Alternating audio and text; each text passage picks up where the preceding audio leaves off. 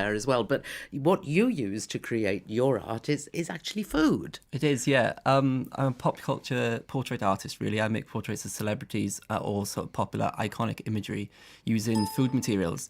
It is a little bit more than food as well, sort of everyday materials like sand, soil, recycling, fake tan, anything that I can find that you wouldn't necessarily think to make artwork with. People have done it in the past a little bit. I'm really pushing it as much as I can, and lucky enough to be making a career out of it at the moment.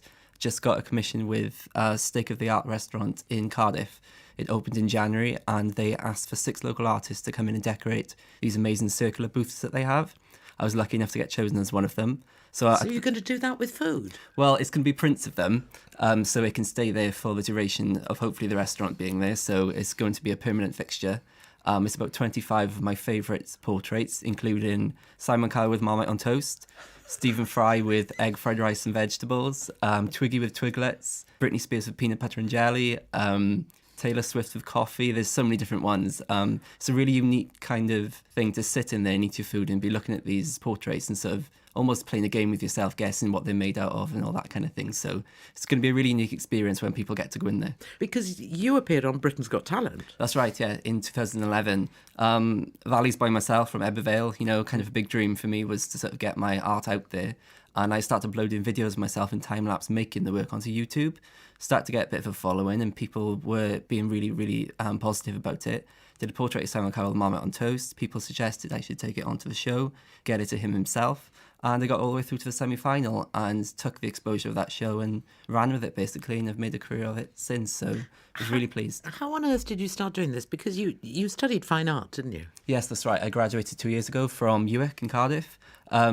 Very different, really, to the sort of traditional set ways, I guess, of many fine artists. But I just kind of got a little bit bored. I'm don't have much patience at all. I got quite bored of using the traditional pencils and oil paints and whatnot, and just thought there's got to be a little bit more to this that I can kind of enjoy. And now almost every time I start a project, it's like a new day on the job for me, because I'm getting used to a new material. I'm trying to work out how it's going to work, how I can preserve it, or whether I'm just going to have to throw it away at the end and just keep the video and the photographic evidence, which sometimes is the beauty of it for me, because it's kind of all about commercialism and celebrity, that kind of side of it, and how we as a society kind of consume these people just like we consume the food products. So it's kind of very Andy Warhol sort of take on it all. He's one of my biggest idols, so yes. And you've got a book that you're producing. That's right. It's going to be called Not That Kind of Art. It's going to be 80 of my favourite pop culture portraits, including some of the ones I mentioned earlier. Some of the other ones are Gareth Thomas, Welsh rugby player, using mud, which I got to get to him himself, which he absolutely loved. Doing, are you going to get bored, Nathan, of trying different foodstuffs and move to something else? Quite possibly. Not in the foreseeable future, I don't think. It's so exciting at the moment, and where a lot of it is based on current stories, events, sort of maybe a new pop song or a new scandal in the celebrity media world. I never really lose anything to get any influence from. It's always going to be there. So as long as I keep enjoying it, I'm going to keep going for as long as I can. And just to link us sort of all together, my friend Andrew did a dance course in the Royal College of Dance in Dundee. He did quite a powerful piece on the miners' strike where I painted, using graffiti and paint, a backdrop of Margaret Thatcher. Oh, right. And the entire thing was just so powerful, and just goes to show how all our worlds kind of connect in such an easy way. Did you make a Margaret Thatcher cake? I didn't know. What materials did you use for Margaret Thatcher?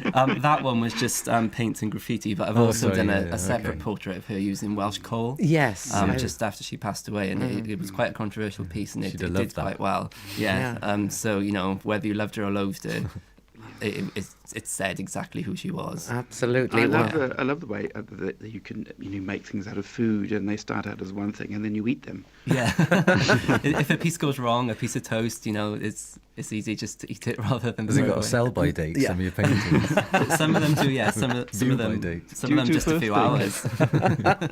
Do you do birthday cakes? It's my wife's birthday tomorrow.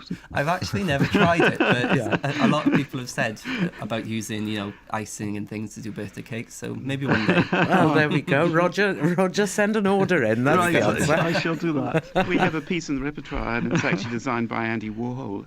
It's by Merce Cunningham, and instead of making a set, he filled the whole space full of these silver blow-up balloons. They're full of helium, so they float around. The dancers just have to negotiate them if they come in contact with them. But I'm just wondering what you might think about doing in that way with food. Perhaps the dancers could come across something they have to eat before they get to the other side of the stage. Yes, that sounds really intriguing. I definitely give it a go. Would you allow your dancers to eat anything that was there? Probably. I mean, they get quite hungry because they're so athletic. Absolutely. And on that note, we should say that Rambert is at Clwyd Theatre Cymru. You open tonight, Mark. Yes. And the company's there until March the 14th and then carries on tour. Many thanks for being with us. Thank you so much. Thank you. Bryce, remind us, the Boiler House tribute is this Friday. Yeah, the Boiler House Graffiti Gallery, it's in Canton. Just Google the Boiler House Graffiti in Cardiff. It starts at 7 o'clock and it's running till 1. Fantastic. Brilliant. So we look forward to that one. Roger, when we look forward to that and look forward to seeing, Nathan, your artwork in the Cardiff restaurant, the Steak of the Art. We'll have to go and have a look at it, and we'll wait for your book as well. We're out of time, I'm afraid, for this week. So many thanks to everyone. And don't forget, there is a podcast. Just follow the links on the website.